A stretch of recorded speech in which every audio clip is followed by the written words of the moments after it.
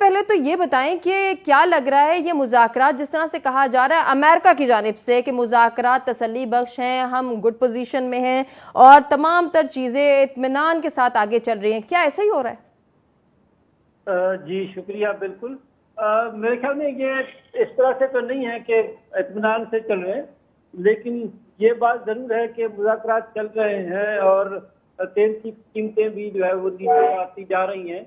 और प्रोसेस एक तरह से हिकअप्स मैं कहूँगा कि हैं, जिसमें कभी ऊपर कभी नीचे वाला सिलसिला आपको पता है कि शुरू के जाने से भी इसी तरह से चल रहा है, तो वही कंटिन्यूअस है। और उसमें जाहिर बात है कि ईरान का ये मौक़िफ़ है कि जो है वो बेसिकली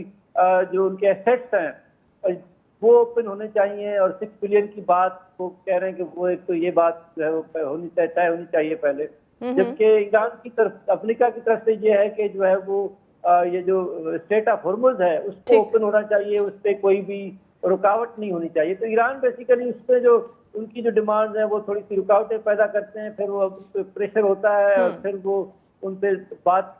आगे बढ़ती है। तो ये इस तरह से एक दूसरे के साथ अमेरिका और ईरान दोनों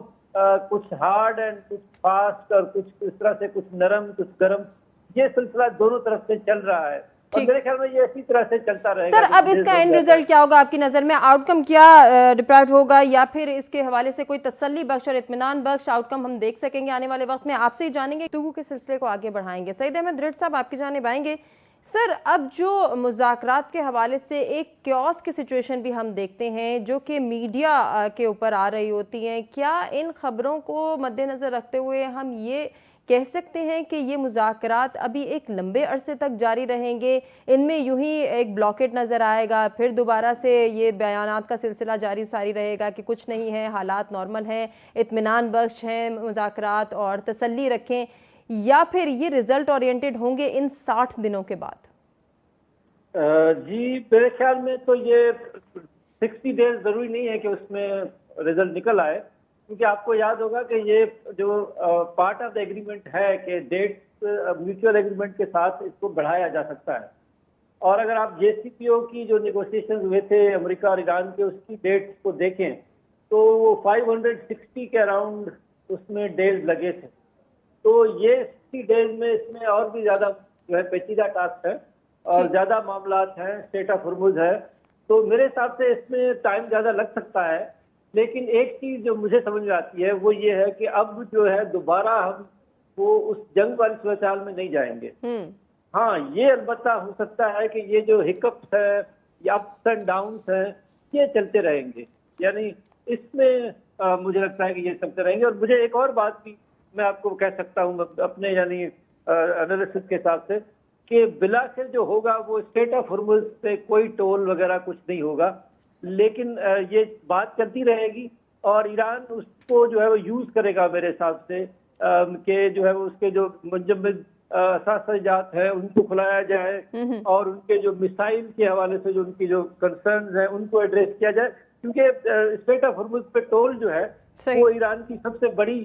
यानी डिमांड या सबसे बड़ी ख्वाहिश नहीं है। उसकी असल ख्वाहिश ये है कि उसका जो न्यूक्लियर प्रोग्राम तो ठीक है, उस पर भी वो तैयार है पहले से, लेकिन मिसाइल प्रोग्राम वो बिल्कुल भी उस पर कोई यानी वो एक तरह से उनकी रेड लाइन है।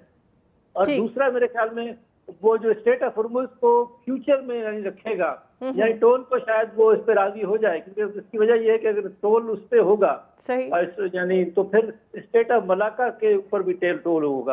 और उसमें एक और बात मैं आपको बताऊं कि जो है वो टोल के हवाले से स्टेट ऑफ मलाका पे जो है वो एक तरह से टोल तो नहीं लेकिन कुछ चार्जेस हैं और वो वॉलंटरी हैं, यानी उसमें एक फंड कायम किया गया है जहाँ पे वॉलंटरी कोई जमा करवाना चाहे तो वो पैसे जमा करते हैं और वो बहुत थोड़े से होते हैं। सर लेकिन तो आपको लगता है कि ये ट्रांजिट फीस वाला मामला हल हो पाएगा, क्योंकि कुछ ममालिक इसकी हिमायत कर रहे हैं, कुछ इसके अगेंस्ट हैं? जी मेरे ख्याल में ये जो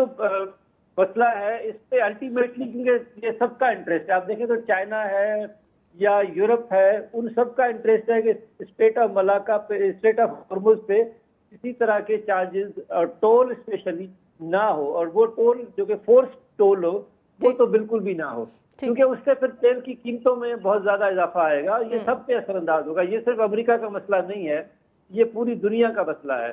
तो इस वजह से मेरे ख्याल में इस पे अल्टीमेटली ईरान मान जाएगा लेकिन ये बातें चलेंगी और ईरान अभी उसको एज ए टैक्टिक यूज कर रहा है कि क्योंकि उसके एवज को कुछ लेना चाहता है अमेरिका से, तो ये लेना और देना, क्योंकि ट्रम्प की पॉलिसी भी कुछ इसी तरह की है ना कि वो जो है वो इस तरह के स्टेटमेंट देते हैं ताकि वो प्रेशर बढ़ाते हैं। तो ये गेम दोनों एक दूसरे के साथ प्रेशर बढ़ाना,